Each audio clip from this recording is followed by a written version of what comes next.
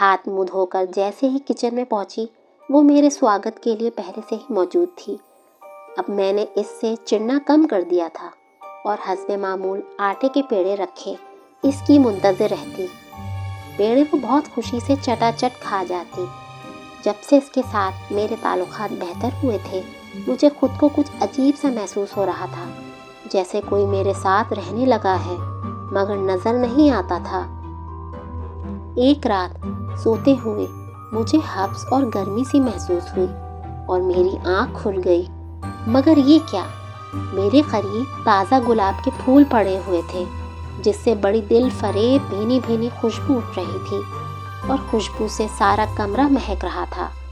تازہ پھولوں کو دیکھ کر جیسے میں چونک گئی، پھر ڈرتے ڈرتے پھولوں کو اٹھا کر سونگھا تو بہت ہی دل آویز خوشبو سے میرا دماغ معطر ہو گیا۔ میں یہ بات سمجھنے سے قاصر تھی کہ 3 بجے ہیں اور اس طرح بالکل تازہ پھول کس نے رکھا۔ ایک رات گزر گئی مگر دوسری رات پھر مجھے ایسے ہی گلاب کے پھول ملے۔ مسلسل 3 روز ایسے ہی ہوتا رہا تو میں بہت کچھ سوچنے پر مجبور ہو گئی اور عمر کو فون کر کے ساری صورتحال بتا دی۔ عمر نے کہا پریشان نہ ہو، میں شاہ صاحب سے پتہ کرتا ہوں کہ کیا چکر ہے۔ شاہ صاحب میرے نانا اور عمر کے دادا کے بڑے بھائی تھے اور کافی پہنچے ہوئے بزرگ تھے، اس لیے میں بے فکر ہو گئی کہ اب میری پریشانی کا حل ضرور نکلے گا۔ مگر اس کے بعد سب کچھ عجیب و غریب ہونے لگا۔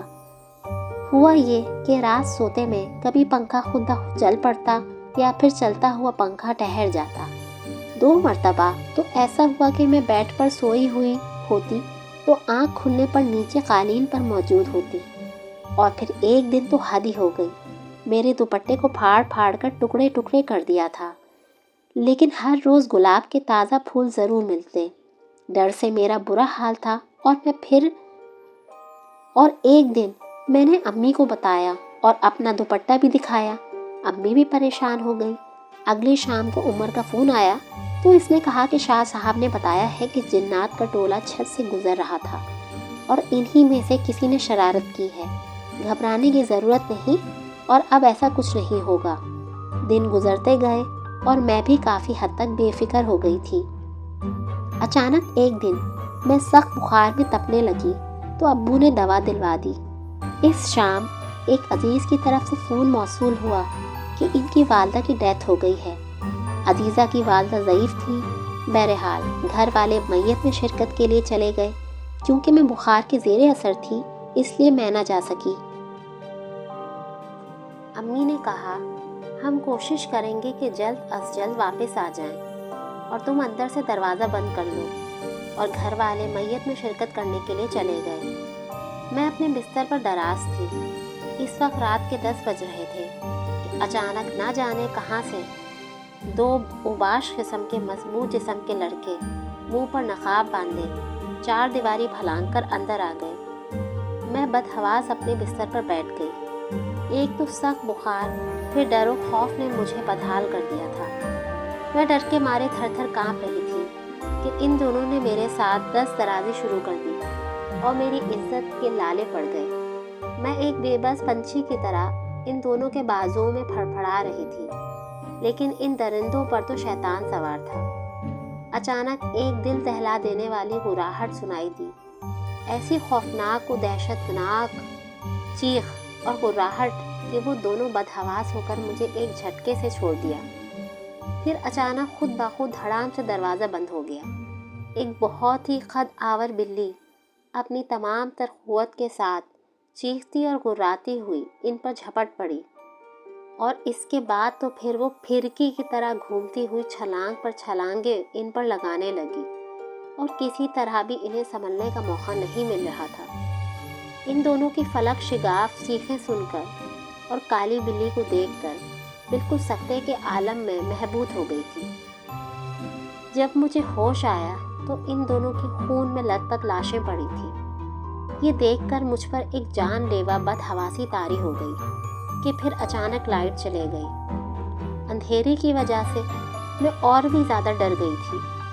پھر اچانک لائٹ آ گئی تو میری حیرت اور بھی بڑھ گئی، کیونکہ اب کمرے میں دونوں لاشوں کا نام و نشان تک نہ تھا۔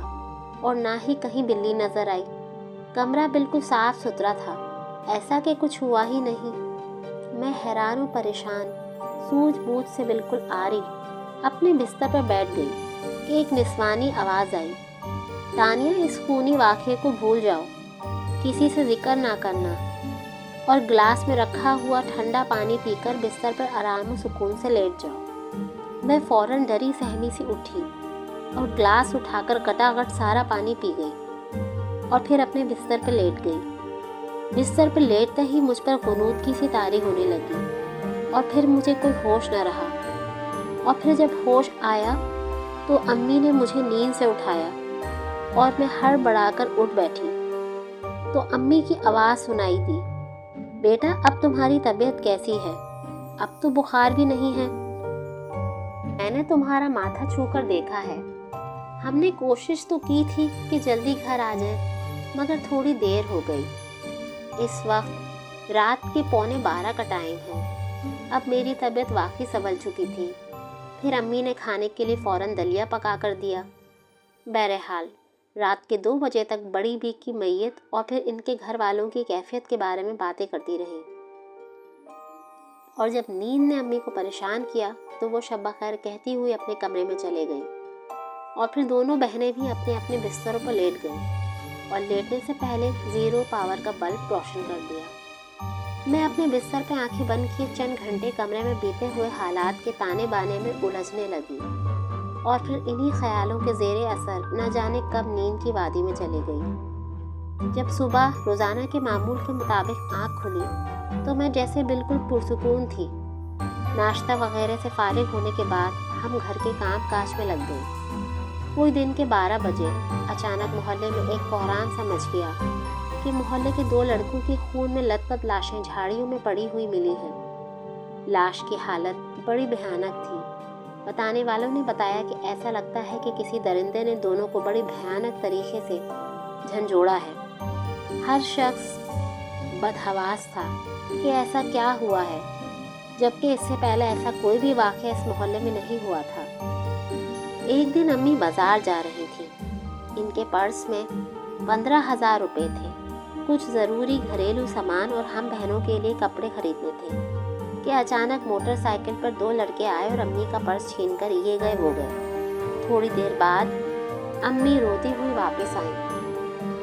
گھر میں داخل ہوتے ہی انہوں نے چیخنا چلانا شروع کر دیا۔ ابو کام پر جا چکے تھے اور ہم بہنیں حیران و پریشان امی کی حالت دیکھ کر حیرت میں تھے۔ امی کو پانی پلایا تو پھر ذرا انہیں سکون ملا تو اپنی آپ بیتی سنائی۔ یہ سن کر ہمیں بھی بڑا دکھ ہوا، کیونکہ وہ دن مہینے کے آخری ہفتے کا تھا اور ابو کو تنخواہ ملنے میں ابھی کئی دن باقی تھے۔ امی سمیت ہم بہنیں غم سے چور سر جوڑے بیٹھی تھیں اور ہمارے گھر کی کالی بلی سامنے بیٹھی ہمیں ٹکر ٹکر دیکھ رہی تھی۔ اس کے اس طرح دیکھنے پر مجھے غصہ بہت آ رہا تھا، لیکن میں مجبور بہت تھی اور اندر ہی اندر بلی سے سہمی ہوئی تھی۔ میاؤ میاؤ کرتی ہوئی بلی وہاں سے کمرے کی طرف چلے گئی اور ہم ماں بہنیں اسی سوچ میں مصروف تھیں کہ اب کیا ہوگا۔ ابو سنیں گے تو وہ بھی افسردہ اور غمزدہ ہوں گے۔ بہرحال امی نے دھارس بندھائی، بیٹے اب کیا ہو سکتا ہے صبر کے علاوہ۔ کوئی 1 گھنٹے بعد اچانک دروازے کو کھٹکھٹانے کی آواز آئی تو امی نے کہا، تانیہ جا کر دیکھو کون ہے۔ میں نے جب دروازہ کھولا تو کوئی خاتون کالے برقعے میں ملبوس اور صرف آنکھیں کھلی ہوئی تھی۔ انہوں نے فوراً اسے پیشتر ایک پرس مجھے پکڑا دیا۔ مجھے پرس پکڑاتے ہی محترمہ واپس پلٹی اور برابر والی گلی میں چلے گئی۔ اچانک ایسا ہونے پر میں پوچھ بھی نہ سکی کہ آپ کون ہیں اور یہ کیا ہے۔ میں نے بے چین سی حالت میں دروازہ بند کیا اور امی کے پاس کمرے میں آ گئی تو امی بولی، تانیہ میرا پرس یہ کہاں سے آیا؟ پھر جو میری نظر پرس پہ پڑی تو میں حیران و پریشان اور ساتھ ہی خوفزدہ بھی۔ میں نے فوراً پرس امی کو پکڑایا اور جلدی جلدی چند منٹ پہلے کا واقعہ کہہ سنایا، اور جب امی نے پرس کھولا تو اس میں پورا 15,000 روپے موجود تھے۔ اب ہم پر حیرتوں کے پہاڑ ٹوٹ پڑے اور ذہن نے اس گتھی کو سلجھانے سے صاف انکار کر دیا۔ لاکھ کوشش کرنے کے باوجود بھی ہم ان خاتون اور پرس کے واقعے کو حل نہ کر پائے اور اپنے ذہنوں پر پردہ ڈال دیا۔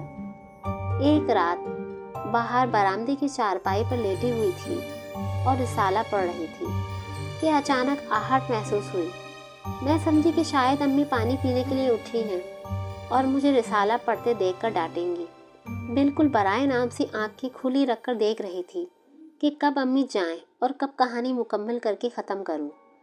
مگر یہ کیا، سامنے صحن سے تو ایک برقع پوش عورت آ رہی تھی۔ میری سانس اوپر کی اوپر اور نیچے کی نیچے رہ گئی۔ اس نے کالے رنگ کا تراش خراش کا زبردست برقع پہنا ہوا تھا۔ جسم کے نشیب و فراز سے اندازہ ہو رہا تھا کہ وہ ایک عورت ہے۔ اس کا پورا جسم برقعے میں چھپا ہوا تھا۔ چہرے پر بھی نقاب تھا، صرف آنکھیں ہی نظر آ رہی تھیں۔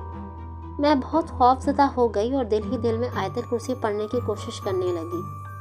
چیخنے چلانے کی کوشش کی تو حلق سے آواز بھی نہ نکل سکی۔ وہ عورت آہستہ آہستہ چلتی ہوئی میرے نزدیک آ کر کھڑی ہو گئی۔ چند منٹ وہ یوں ہی کھڑی رہی، پھر وہ میرے منہ کی طرف جھک کر مجھے دیکھنے لگی۔ میرا منہ روشنی کی مخالف سمت تھا۔ اب وہ بالکل میرے قریب تھی۔ میں بالکل بے حس و حرکت پڑی تھی۔ اچانک وہ پیچھے ہٹی اور آہستہ آہستہ چلتی ہوئی اندر کمرے میں چلے گئی۔ کچھ دیر بعد میرے ہوش و آواز بحال ہوئے تو میں فوراً اٹھ کھڑی ہوئی۔ پھر اچانک ہی میں نے ایک فیصلہ کر لیا۔ کیا کر سکتی ہے یہ عورت؟ کیا بگاڑ لے گی میرا؟ زیادہ سے زیادہ مجھے مار دے گی۔ یہ سوچتے ہی میں ایک دم کمرے میں داخل ہو گئی۔ کون ہے؟ میں نے سوال کیا۔ کمرے میں عورت کا کوئی نام و نشان نہ تھا۔ میں حیران ہو کر چاروں طرف دیکھنے لگی کہ اچانک ایک کونے سے کالی بلی چلتی ہوئی آئی اور اپنی دم سے میرے پاؤں کے ٹخنے سے ذرا اوپر کو چھوتی ہوئی تیزی سے گزر کر دروازے سے باہر چلی گئی۔ اس دن سے میں خاص طور پر بلی سے مزید خوفزدہ ہو گئی۔ وہ بلی کے روپ میں کوئی ہوائی چیز ضرور تھی۔ پھر اچانک ہی ایک دن بلی کی پرسرار موت ہو گئی۔ وہ بیٹھی ہوئی تھی بالکل میرے سامنے اور مجھے مسلسل گھور رہی تھی۔ میں امی کے سر پہ مالش کر رہی تھی کہ اچانک کالی بلی نے چیخ ماری۔ سب فوراً اس کی طرف متوجہ ہو گئے، مگر وہ 2-3 منٹ بعد ہی مر گئی۔ وہ تو مر گئی مگر مجھے اب تک معلوم نہ ہو سکا کہ وہ کون تھی، کہاں سے آئی تھی، اچانک کیسے مر گئی۔ مگر اتنا تو طے تھا کہ وہ انسان نہیں تھی۔ اس کی موت کے بعد سارے گھر والے بہت رنجیدہ ہوئے، مگر سب سے زیادہ خاص طور سے میں بہت ہی زیادہ افسردہ غمزدہ تھی، کیونکہ مجھے ایسا لگتا تھا کہ مجھ سے میری ایک سگی ہمدرد اپنی بہن جدا ہو گئی ہے۔ اب تو میری افسردگی کی کیفیت رہی، کیونکہ میں اپنے سامنے کمرے میں بلی کی اصلیت اور حقیقت دیکھ کر جان چکی تھی۔ پھر ایک دن میں نے امی سے اپنے ساتھ بیتنے والے واقعات کہہ سنائے تو یہ سن کر امی کی آنکھیں بھی نم ہو گئیں۔ پھر امی نے کہا، تانیہ تمہیں اس بات کا ذکر مجھ سے پہلے کیا ہوتا؟ تو میں نے جواب دیا، امی اس طرح مجھے ایک نسوانی آواز نے منع کیا تھا۔ بہرحال اب ہم دونوں ماں بیٹی کے لیے سوائے پچھتاوے کے اور کیا رہ گیا تھا؟ ہم نے اپنے دل کو یہ کہہ کر سمجھا لیا، اس میں بھی ضرور اللہ کی کوئی مصلحت تھی اور اللہ ہی بہتر جانتا ہے۔ برسوں بیت جانے کے بعد بھی آج جب کسی کالی بلی پر میری نظر پڑتی ہے تو ماضی کا واقعہ میرے ذہن میں تازہ ہو جاتا ہے اور میں سوچتی ہوں کاش یہ وہی بلی ہو۔ دوستوں، اگر آپ کو یہ کہانی پسند آئی ہے تو پلیز میرے چینل کو ضرور سبسکرائب کر لیجئے تاکہ اور اسی طریقے کی اچھی اچھی ویڈیوز آپ تک پہنچ سکیں۔ جزاک اللہ۔